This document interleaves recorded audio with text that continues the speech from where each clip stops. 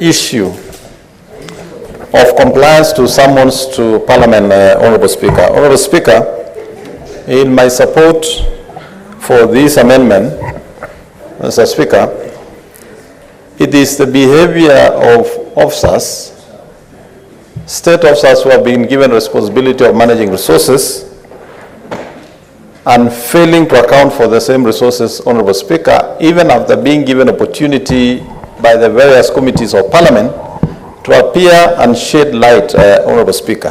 The opportunity state officers and government officers are being given to appear before committees, Honourable Speaker, is to ensure that no government officer is wrongfully accused, Honourable Speaker, of having committed any offence. And therefore, it defeats the whole purpose when the same officers refuse the opportunity they've been given to actually give explanations and dispense any allegations that have been leveled against them. Honourable Speaker, for certainty of recovery of these fines, Honourable Speaker, I would propose that the fines be recovered from the payroll. And Honourable Speaker, as it is, when recoveries are made from payroll, they are given precedence over any other deduction.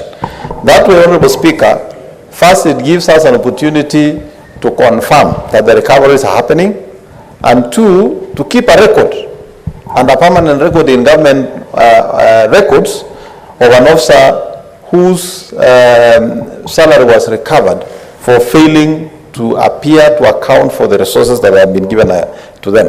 Honourable Speaker, I would also suggest that Senator also would consider asking the Parliamentary Service Commission, Honourable Speaker, to establish an office at the level of the Director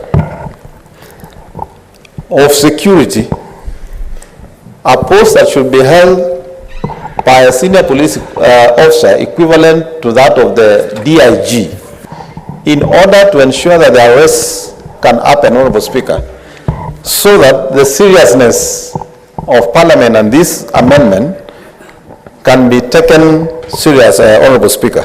Honourable Speaker, this is going to not only help Parliament get answers to questions they have been seeking, but it also will help the general public of Kenya in terms of improving the accountability environment that we all seek, in order to ensure that the resources that are meant for public functions are used for public functions, Honourable Speaker.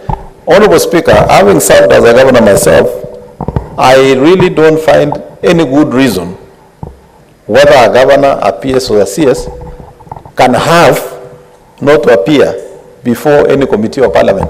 And Honourable Speaker, as I stand here, I proudly say I am among the governors who honored all the summons to Senate, Honourable Speaker, without failure, except one, Honourable Speaker, when I was on paternity leave.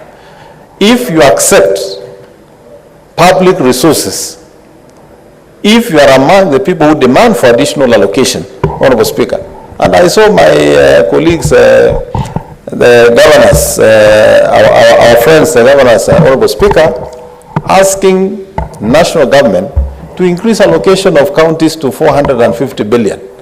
You cannot expect to receive public resources and also refuse to account for the uses of the same public resources. And that's why I stand here, Honourable Speaker, as a senator for Singishu County, and I say, even having served as a governor, even today I have been asked to step aside in my role as a senator to appear before any committee to explain expenditures that occurred during my administration as the governor for Singishu, Honourable Speaker. I would be more than glad to do that, because it gives you the chance to exonerate yourself. And I want to urge governors, Honourable Speaker, that the opportunity they get to appear before committees should actually take that opportunity positively and use it to improve the systems, Honourable Speaker. And that is why, Honourable Speaker, I am also a champion of increasing the number of Senate machinani that we can have in order to build capacities of counties. And I will tell you, Honourable Speaker, when the Senate machinani came to us in Gishu County,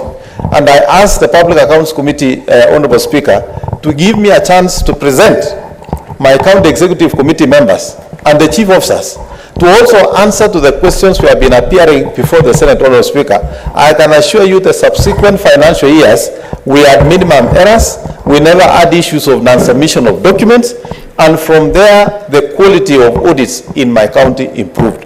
I therefore support this amendment by Senator Otsotsi because it is completely frustrating, Honorable Speaker, when officers are called to come and account. And I sympathize with the Committee of the Public Accounts Committee and the Public Investments Committee, Honorable Speaker, considering the workload.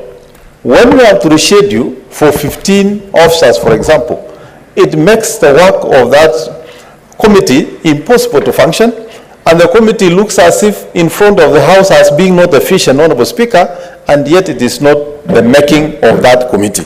We therefore, as a House, Honorable Speaker, I think, persuade all my colleagues that it is extremely important to support this amendment. I agree with my colleagues in terms of even making it a little bit more stringent, particularly in the quest to enforce the recovery of those funds, Honorable Speaker. And I also want to urge, Honorable Speaker, my colleague senators, that even as we summon governors, Honorable Speaker, we should now begin thinking, how do we also get the chief officers, who are the accounting officers, and the CECs, who are the heads of police in the departments, to be part of the people being held accountable and responsible, so that officers at the county level, you know, unlike national government, Honorable Speaker, you know, you can summon a minister, but you cannot put the responsibility on the president. But for counties, Honorable Speaker, a chief officer and a CEC and a county secretary can do their own things, but finally, the governor is the one being asked. But I also want to ask governors, the opportunity for you to exonerate yourself is when asked to appear before the committee, is to appear before that committee so that you can put your explanation and the relevant officers can then be taken to account. Honorable Speaker, I wish to support this amendment and request Senator Otsotsi to consider the issue of having a responsible officer, Honorable Speaker, who will always be tasked with that responsibility and who can take instruction from Parliament, Honorable Speaker, so that we can ensure that this is not just a law in the paper, but we can enforce to make sure it happens. I happen to serve, Honorable Speaker, also as a member of the Trade Committee, and I share the sentiments of my chair, the Senator for Kajiado, Senator Segi Olelengu, Honorable Speaker, in the frustrations we've gone through in invitation of Cabinet Secretaries to appear before the committee. Even in my own committee that I chair for health, Honorable Speaker, it took the Cabinet Secretary for health over 2 years to appear before the committee, Honorable Speaker. And look at the function of health, which is 90% involved, Honorable Speaker, and the Cabinet Secretary cannot even have time to come. But I want to now thank the Cabinet Secretary for having reformed and make sure that whenever we now ask her to appear on our team, they have not been appearing. I hope they will now even appear much more with the passage of these amendments, because otherwise we shall not hesitate as a committee measures. Thank you, Honorable Speaker, and I support. Did you say that it took the Cabinet Secretary more than 2 years to appear before your committee? Yes. Did you say you might need to correct the statement, because I believe that... Honorable Speaker, there is nothing to correct. Senator Esio Kenyuri is in the House. She's a member of that committee. In fact, let me now even put it more clear. The Cabinet Secretary will only appear when we issued a summon. The term of more than 2 years is what I referred to, Senator. Honorable Speaker, Parliament in August of 2022, myself being a former Honorable Speaker, you know we count the number of years we have harvested maize, so we have harvested in 2022 and we have harvested in 2023. To my consideration, those are 2 years. I don't know whether we are talking of 24 months, but thank you very much, Honorable Speaker. Senator Esther Okenyori.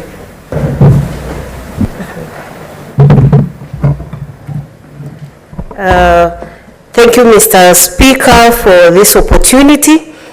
I also want to support the amendment that has actually been brought forward by Senator for Vihiga, Senator Otsotsi, who is also the chair for the County Public Investment and Special Funds Committee. This is a very good proposal, Senator Ososi, and I think, you see, regardless of the political affiliations we are in, I subscribe to the proposal you're bringing forth to this House. Mr. Speaker, Parliament needs to stop now being perceived as a toothless bulldog. Mr. Speaker, Parliament actually approves the appointment of several state officials, and Parliament equally has the mandate to strip them off some of those positions they hold. So, Mr. Speaker, I do not understand where people get the courage and the guts not to honor parliamentary summons, Mr. Speaker. Parliamentary summons need to be honored for the Senate to gain its rightful place in society.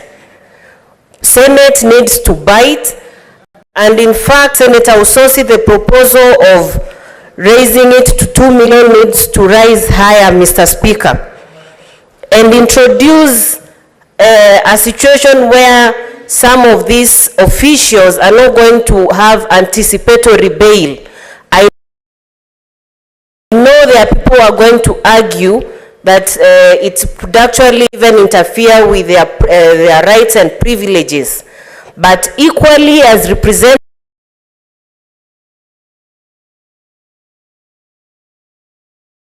of the people who spare time to sit in those committees are actually being disserviced by having to wait for people who don't show up, Mr. Speaker. So the situation of anticipatory bail in this case should not appear. Mr. Speaker, we very well know the issue of accountability is very central and key to this administration, led by our own President, Dr. William Ruto, and we should be leading from the front. We can't have members being summoned to committees and all they do is issue apologies and rescheduling of meetings. I agree with my chair, Senator Mandago, who's just stepped out, that it takes us so many meetings to have a appear in front of a committee, and some of the issues are so dire. Look at such a scenario, Mr. Speaker and members. A member who has actually looted public resources and is being expected to appear in a committee and doesn't show up. By the time Parliament expires, these guys will have already gotten away with the crimes they have committed. And maybe the next time they make a comeback to Parliament, there will be paupers, no money to recover from such kind of individuals. So, Senator Ososi, the sanctions must be severe and enforceable for this House to regain their rightful place as the upper house. And it's not going to be business as usual, Mr. Speaker, because it's not just for the county chiefs. I think for the county chiefs looks worse because they have an opportunity, they have money that has been allocated to them, and they are taking advantage of that fact to easily give the 500,000, which an ordinary mwananchi from Nyamakima or Kenyanya is not able to raise. It shouldn't be very easy for someone to give 500,000 money which any ordinary man has actually not even heard of, Mr. Speaker. So people who really understand how critical accountability is should appear and honor parliamentary summons, because, Mr. Speaker, as legislators and representatives of the people, we spend most of our time to actually keep time and attend these committees, and members of the public are actually waiting for some of their issues to be heard. Then the next thing you get is, please reschedule. I don't think we want to deal with such business. So, Senator Ososi, I think you've heard the issue of anticipatory bail should not arise in this case. The 2 million is a bit on the lower side, especially when you look at the case of county chiefs, because that's money they can sign off very quickly, because they have huge resources that are sent down to counties for use in assisting people.